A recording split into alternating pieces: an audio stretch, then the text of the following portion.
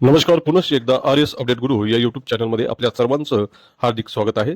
तर राज्यातील मान्यताप्राप्त खाजगी, अंशतः पूर्णतः अनुदानित माध्यमिक व उच्च माध्यमिक शाळांसाठी शिक्षकेतर कर्मचाऱ्यांसाठी सुधारित आकृतीबंध लागू करण्याच्या संदर्भामध्ये दिनांक 18 फेब्रुवारी 2026 रोजी महाराष्ट्र शासनाच्या शालेय शिक्षण व क्रीडा विभाग यांनी एक शासन निर्णय पारित केलेला आहे आणि त्या अन्वये माध्यमिक व उच्च माध्यमिक शाळांसाठी शिक्षकेतर कर्मचाऱ्यासाठी सुधारित आकृतीबंध हा लागू केलेला आहे.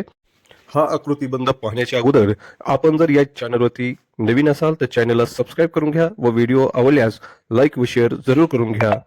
तर या अगोदर दिनांक 28/1/2019 मध्ये राज्यातील खाजगी अनुदानित आणि अंशतः अनुदानित माध्यमिक व उच्च माध्यमिक शाळांमधील जे काही शिक्षकेतर कर्मचारी आहेत अशा कर्मचाऱ्यांसाठी सुधारित आकृतीबंध हा लागू करण्यात आलेला होता. सदर आकृतीबंधानुसार मान्यताप्राप्त खाजगी अनुदानित, अंशतः अनुदानित माध्यमिक, उच्च माध्यमिक शाळांमधील इयत्ता 5वी ते 12वी पर्यंतचा पट जर 500 पर्यंत असल्यास एक कनिष्ठ लिपिक पद मंजूर करण्यात येत होतं.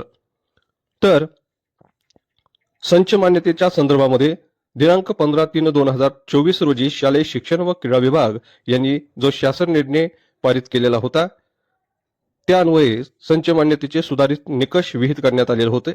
सदर शासन निर्णयामध्ये ज्याप्रमाणे शिक्षक पद मंजूर होण्यासाठी किमान विद्यार्थी पटसंख्येचा निकष लावण्यात आलेला होता त्याच धर्तीवर शिक्षकेतर कर्मचाऱ्याची पदे मंजूर होण्यासाठी देखील किमान विद्यार्थी संख्येचा निकष निश्चित केल्यास शिक्षक व शिक्षकेतर कर्मचारी यांच्या संच मान्यता निकषामध्ये एक वाक्यता येण्याच्या अनुषंगाने शिक्षक संचालक माध्यमिक व उच्च माध्यमिक महाराष्ट्र राज्य पुणे यांनी दिनांक 28/11/2025 रोजी एक प्रस्ताव दाखल केलेला होता. प्राप्त झालेल्या प्रस्तावाच्या अनुषंगाने वस्तुस्थिती विचारात घेऊन शासन निर्णय दिनांक 28/1/2019 मधील लिपिक वर्गीय पदाच्या बाबतीत सुधारित निर्देश निर्गमित करण्याची बाब ही शासनाच्या विचाराधीन होती आणि त्यानुसार शासन निर्णय दिनांक 28/1/2019 मधील लिपिक वर्गीय पदामधील अनुक्रमांक 1 च्या बाबतीत सुधारित निर्देश खालीलप्रमाणे देण्यात आलेले आहेत.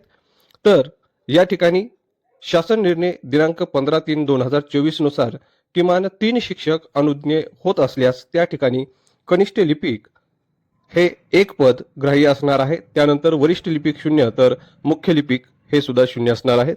आणि उपरोक्त निर्देश वगळता या शासन निर्णय दिनांक 28/1/2019 मधील उर्वरित जे काही निकष आहेत, जे काही आदेश आहेत, हे सर्व आदेश कायम राहतील. अशा प्रकारचा शासन निर्णय हा दिनांक 28 फेब्रुवारी 2026 रोजी पारित झालेला आहे.